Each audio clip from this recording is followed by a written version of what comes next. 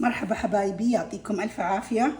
عندي لكم اليوم كفتة هعملها بإيدام، يعني كفتة إيدام حسويها مع بطاطس بطريقة مطبخ حلوم.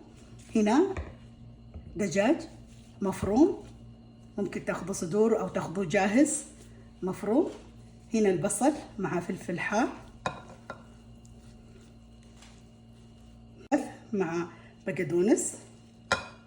نحط كم. هنا عندنا الملح، هنا بهارات مشكلة، طبعا انا احط بهارات حلوم، احط تقريبا ملعقة الا ربع. وهنا عندنا ملعقتين نشا ذرة، وهنا شوية زيت زيتون او زيت الذرة، وابدأ بعجنها.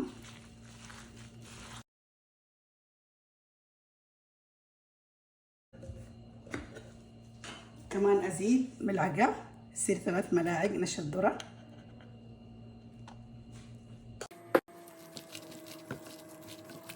ترجع تتماسك لانها معاها حاطه معاها النشا الذرة، شايفين بهالطريقه. طبعا هنا نسيت ما اقول لكم فلفل الحار حسب الرغبه طبعا، شايفين. هنا سخنا الزيت،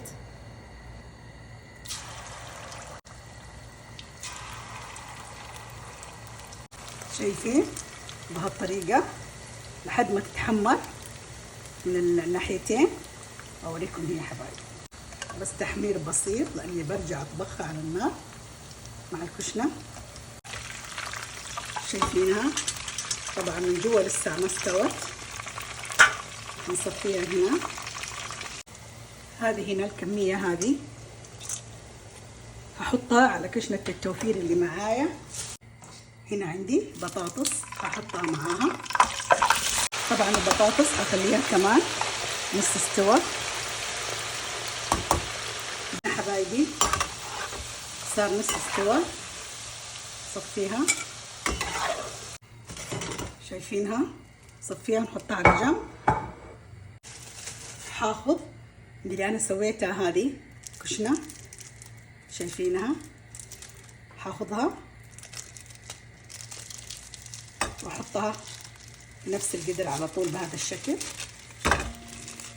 شايفين.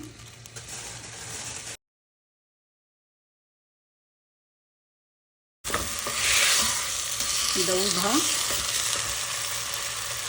حبايبي اللي ما عندهم كشنة التوفير جاهزة ممكن يستخدموا النص اللي بقي من هذا يحطوه، بس انا تذكرت ان عندي كشنة جاهزة وما ابغى اكشن، فالحمد لله جهزت لي المهمة هذه وتكيت من اكشن من اول وجديد. طبعا احط الكمية اللي انا ابغى من الكشنة. هذه هنا عندي حبتين. قديش حبايبي اقول لكم انها مرة مريحتني الكشنة، مرة مريحتني الحمد لله اني فكرت فيها وسويتها قبل رمضان. بعد كذا ابدا اضيف المويه. هذه المويه بسم الله.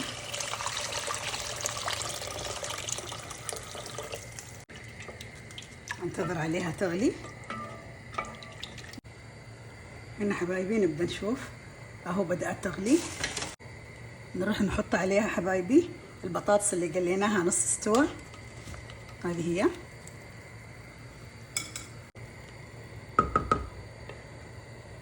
نخليها تغلي معاها تقريبا 7 دقائق ل 10 دقائق. وهنا نفتح عنه، خلصت 7 دقائق، شايفين.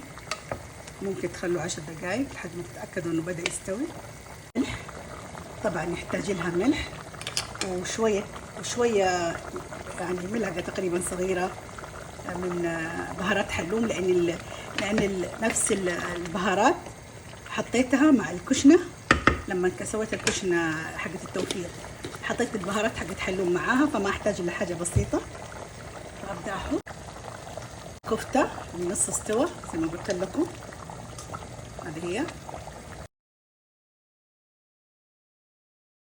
الله لا تشموا الريحة، ويا ليت تقولوا لي حبايبي من أي بلد شرفتوني بالمشاهدة ومتابعة معايا.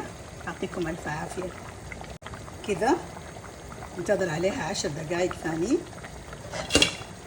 تكون استوت إن شاء الله. وهذا هنا الإدام خلص، وهذا هو جاهز. وكل سنة وانتم طيبين حبايبي. المكونات والطريقة في صندوق الوصف أسفل الفيديو. لا تنسوا الاشتراك بالقناة وتفعيل الجرس.